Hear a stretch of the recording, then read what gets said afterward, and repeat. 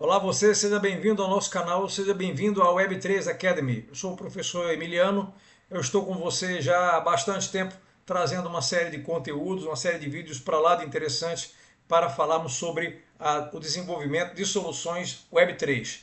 Hoje vamos falar um pouquinho sobre a máquina virtual Ethereum e como o conhecimento de alguns conceitos que ela traz é importante para que a gente consiga desenvolver os nossos smart contracts. Vamos lá?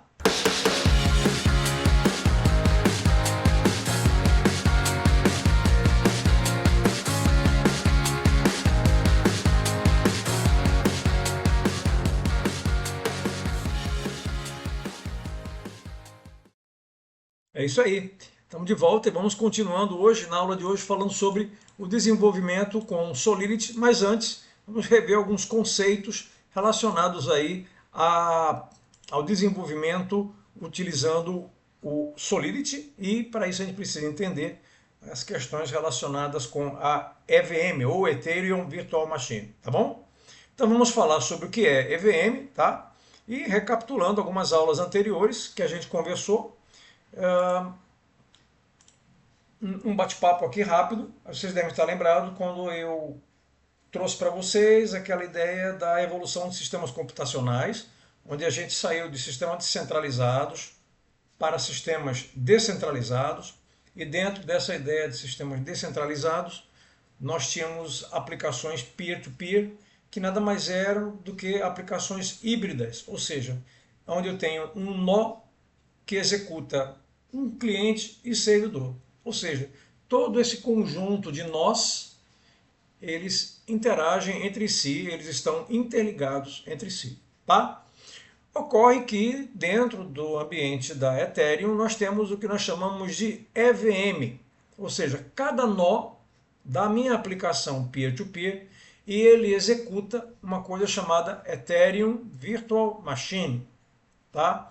E esse nó Ethereum Virtual Machine, nesse nó, se ele for instalado um nó completo, ele vai ter ali dentro uma cópia íntegra da minha blockchain, hoje atualmente em torno de 1,5 TB, tá? Então esse nosso ecossistema ele é composto por 12 mil nós aproximadamente. Cada nó armazena 1,5 TB de blockchain.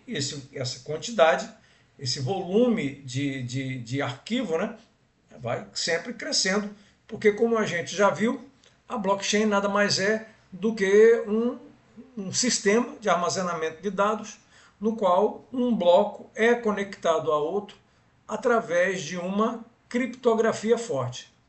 Então eu tenho este bloco que aparece aqui, é feita uma operação matemática de cálculo, na verdade de obtenção de um hash, e esse hash ele vai compor o bloco seguinte, que vai calcular um novo hash com base no conteúdo, com base no cabeçalho, e vai compor um outro hash para o próximo bloco, e assim por diante, desde o bloco Gênesis, né, que é o primeiro bloco, até o último bloco que esteja, digamos assim, em colocação dentro da blockchain. Então nós temos ali um conjunto, como se fosse uma locomotiva, né? Um conjunto de vagões sendo colocados a cada tempo, fruto das diversas transações ou validações. Mas é interessante notar, voltando aqui um pouco, que cada um desses nós é parte de um esquema cliente-servidor, onde esse cara aqui, esse nó, ele é cliente de algum outro servidor semelhante a ele, e ele é servidor de outros clientes também que são semelhantes. Então forma aí uma malha interligada. Aqui nesse nó eu tenho a minha máquina virtual Ethereum ou Ethereum Virtual Machine, tá? E essa Ethereum Virtual Machine tem mais ou menos essa estrutura, onde eu tenho aqui a semelhança de um computador, da arquitetura do computador que nós temos hoje, tá? Então é chamado de máquina de estado da EVM. Eu tenho uma pilha de instruções, onde as instruções são colocadas. Eu tenho uma memória, onde os dados resultantes das operações são armazenados. eu tenho um contador de programa, um program counter, que vai apontar para a próxima instrução a ser executada, ou seja, o program counter aponta para a instrução que vai ser executada, que vai sair da minha stack e executar na minha engine de execução dos opcodes. Tá? Na verdade, aqui é como se fosse o meu decodificador e executor das instruções. O produto das instruções executadas é armazenado na memória, tá? Ou pode ser utilizando aqui o call data ou o call data, né? Eu posso trocar dados com essas áreas ou até mesmo ter dados armazenados dentro de uma estrutura chamada storage. A grosso modo, nós vamos ver mais adiante, é como se fosse o disco rígido do meu sistema de blockchain, tá bom? Qual a importância disso? Qual a importância de entender esse mecanismo? Qual a importância de entender o conceito de stack, program counter, memória, o call data e o storage? É bom a gente entender porque, primeiro, para fazer deploy de um smart contract, é interessante que a gente entenda que, uma vez feito o deploy de um smart contract num determinado endereço da rede, eu não posso alterá-lo mais. Então eu tenho que implantar aquele smart contract naquele endereço e eu tenho que, primeiro, eu vou gastar para fazer esse deploy, né? Isso tem um custo de deploy que eu vou pagar os meus validadores para que eles executem a validação, a mineração daquele bloco. Então, se eu fizer um contrato mal feito ou se eu alocar variáveis no local errado, eu posso ter um custo excessivo ou na utilização, na realização de interações com o contrato, ou até mesmo na parte inicial do contrato. Eu já posso adiantar para vocês que quando eu faço o deploy de um contrato na blockchain, o custo do deploy está associado ao tamanho do meu bytecode que é gerado por ocasião da compilação. E o que é o meu bytecode? Então vejamos aqui.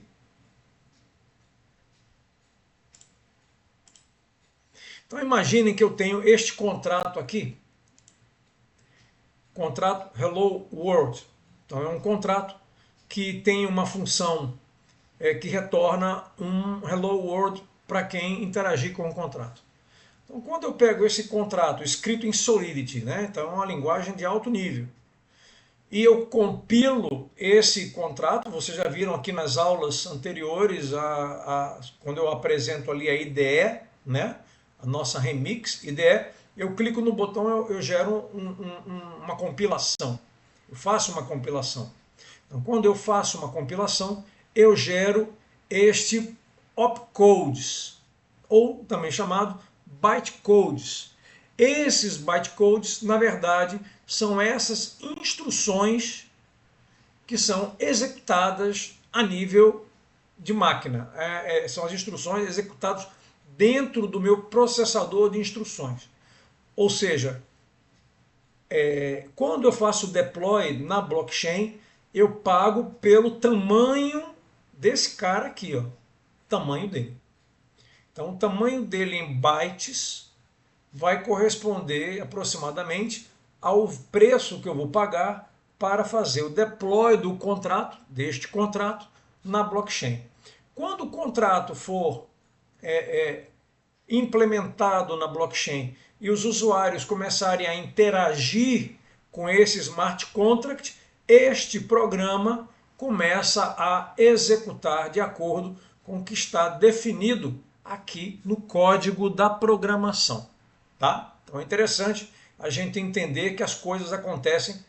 Essa etapa de construção do contrato você faz aí na frente do seu computador, manipulando aí, digitando o código na sua IDE, tá? Quando você compila, você gera o bytecode e quando você faz o deploy, você está colocando este bytecode aqui para rodar na minha máquina de estados. Então está aqui a minha transação, onde eu carrego num determinado endereço o meu smart contract, tá? A partir daí ele executa como se fosse um programa de computador.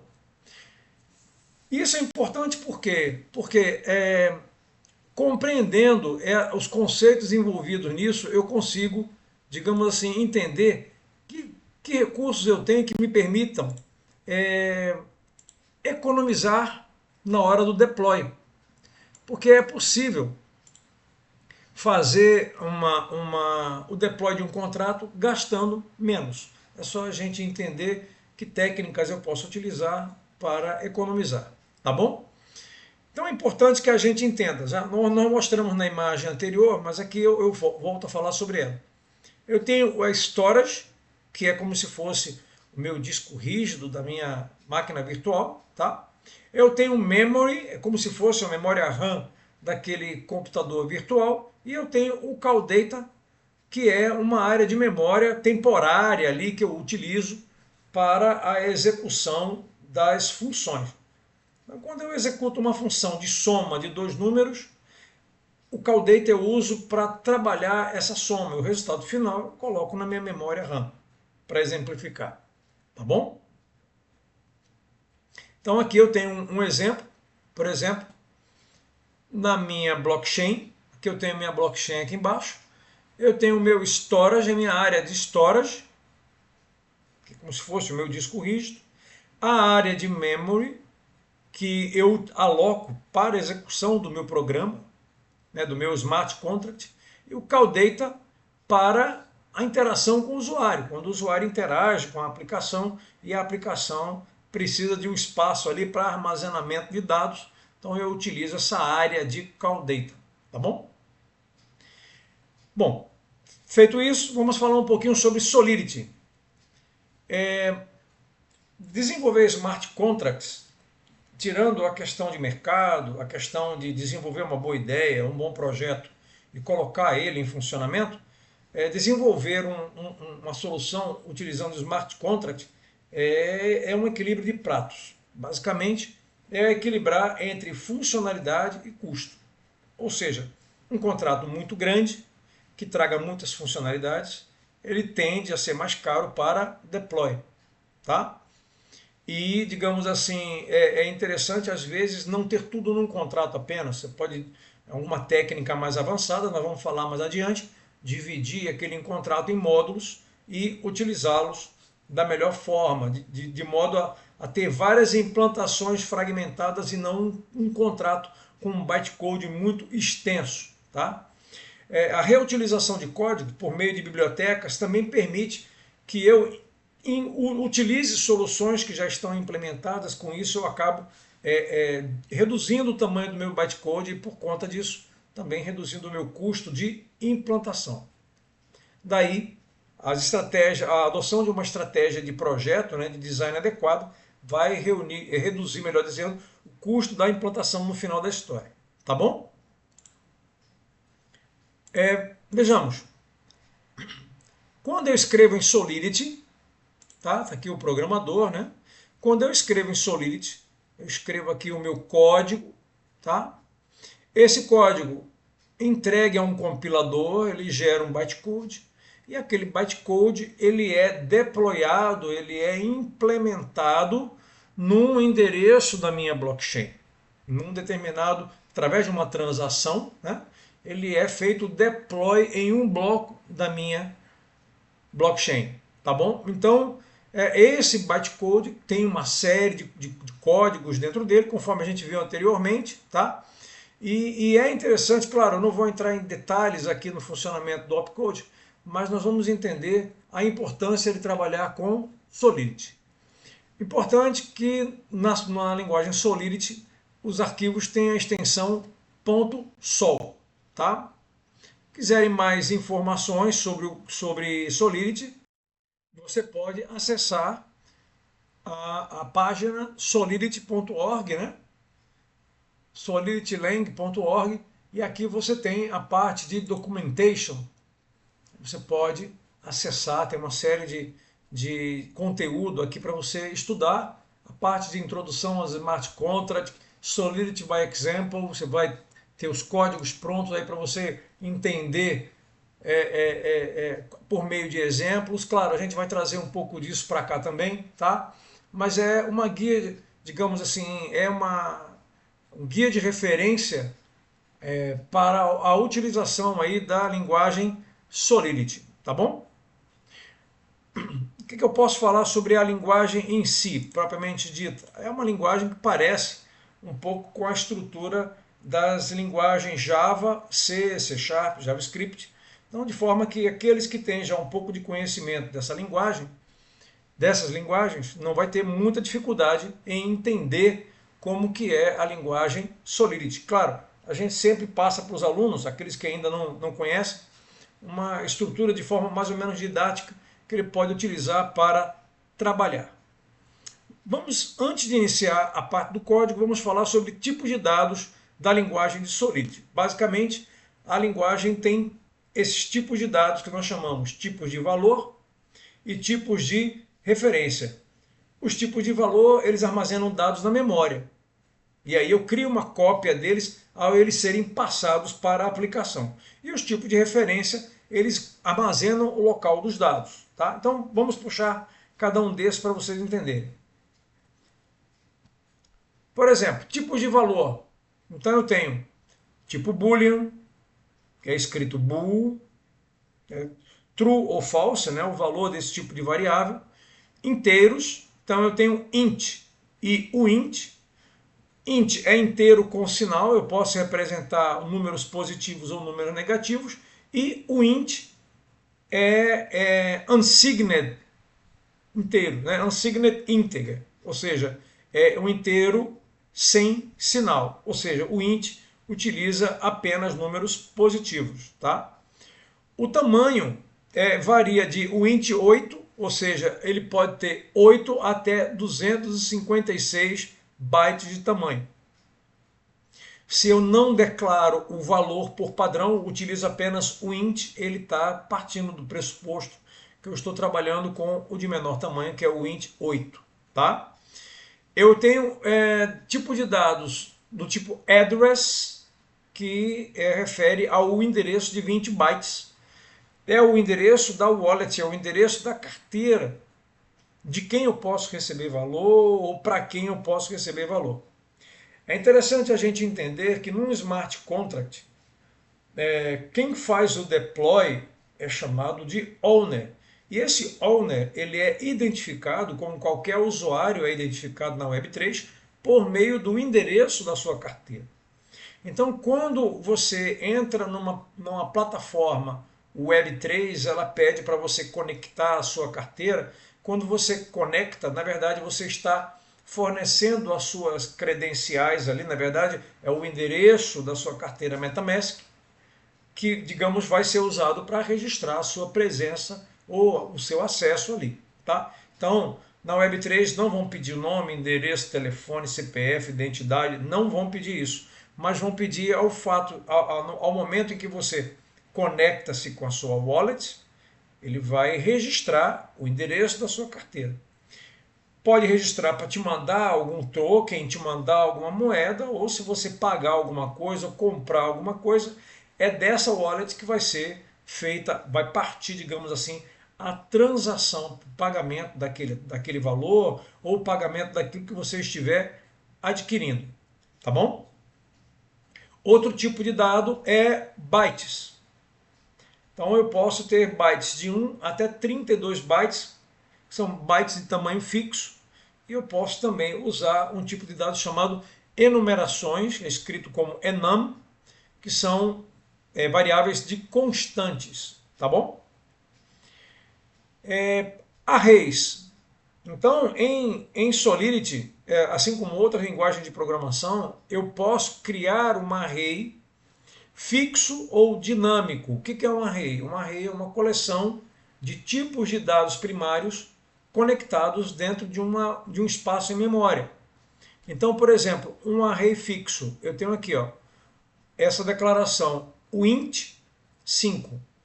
Então, eu declaro em memória que está reservado um espaço para 5 variáveis do tipo inteiro sem sinal. É um array fixo, então eu não posso ampliar esse array. Agora, se for um array dinâmico, eu inicializo sem declarar o tamanho do array, ou seja, esse array ele tem um tamanho definido, ele não tem um tamanho definido, e eu posso ir colocando elementos nesse array, aumentando ele de tamanho, tá bom? Strings, aqui chamado de string minúsculo, na verdade é um texto codificado em UTF-8, então interessante, não pode utilizar aquelas notações de caractere C cedilha, A agudo, O agudo, etc., que são comuns aí na nossa língua portuguesa, tá? E diferentemente de Java, o string aqui não é uma classe, tá? Então, o string é um tipo de dado que, na verdade, é um texto codificado, tá? Bytes, por exemplo, falando de bytes, é um array aqui, bytes, ele equivale a um conjunto de bytes dinâmicos. Então, quando eu utilizo um tipo de variável chamada bytes, é como se eu estivesse trabalhando com um array dinâmico de byte, tá? Um byte equivale a 8 bits. Então, eu tenho ali a representação de um byte, né, 8 bits, que vai de 0 a f, né, em hexadecimal. Então, se eu tiver um conjunto, por exemplo, AB7, então eu tenho lá três bytes reservados, um para cada elemento. Tá? Mappings é uma que nós chamamos de tabela chave-valor, muito utilizado para fazermos associações entre contas e saldos. Então eu tenho, vamos supor, se eu crio um smart contract que trabalha como se fosse um banco, então as pessoas podem colocar créditos, saldos nessas contas, e eu tenho para cada endereço registrado ali dentro o saldo que elas possuem. Vamos ver na prática como funcionam os mappings. E aqui eu tenho structs, que na verdade são estruturas de dados que eu crio especificamente para um propósito. Então, em vez de, digamos assim, em vez de criar uma classe, né, em Java, por exemplo, em vez de eu criar uma classe de dados, como, por exemplo, eu vou criar um banco de dados, vou cadastrar pessoas com nome, endereço, e-mail e telefone. Então, em vez de criar uma outra classe para isso, eu declaro uma estrutura de dados do tipo struct e inicializo ela com os parâmetros e vou armazenando os struts no meu contrato. Tá bom? Claro, nós vamos ver exemplos práticos, então não precisa se preocupar agora. É interessante a gente entender isso na prática. Bom, resumindo a nossa aula de hoje, então, uma aula bem curta, né? Vamos continuar sobre isso mais adiante, mas só para a gente fechar essa ideia. A nossa rede Ethereum é composta por nós, peer-to-peer. Cada nó existe uma replicação do blockchain dessa nossa rede e os nós executam uma Ethereum Virtual Machine, ou uma máquina virtual Ethereum, e criam esse comportamento de computador mundial. Quando eu altero um contrato, o estado daquele contrato é replicado para todos os nós. Lembrando que hoje nós temos aproximadamente 12 mil nós de Ethereum aí no mundo inteiro. Tá? Os smart contracts são escritos em Solidity, convertidos em bytecodes. E aí eles são interpretados como instruções de máquina para a EVM. Da mesma forma que outras linguagens interpretadas o fazem, como por exemplo Java. O Java também é uma linguagem interpretada. Eu escrevo um código-fonte em Java, compilo, gero um arquivo .class. Esse .class eu entrego a um ambiente de runtime Java para que ele seja executado. A analogia é a mesma, tá? E, importante por último, os tipos de dados que são empregados na programação, elas podem, digamos assim, elas são importantes para que eu entenda o custo do deploy, o custo da implantação desses elementos aí dentro da blockchain, tá bom? Então, essa é a aula de hoje, uma aula pequena, curta, introdutória. Se você gostou, dá uma joinha, dá um like, inscreva-se no nosso canal para receber as notificações dos novos vídeos. Esse material que a gente está colocando aqui é material gratuito, pode divulgar para os amigos, para os colegas, se você achar interessante. E a gente se vê na próxima aula, né? A gente continua falando sobre programação para blockchain. Valeu? Até mais!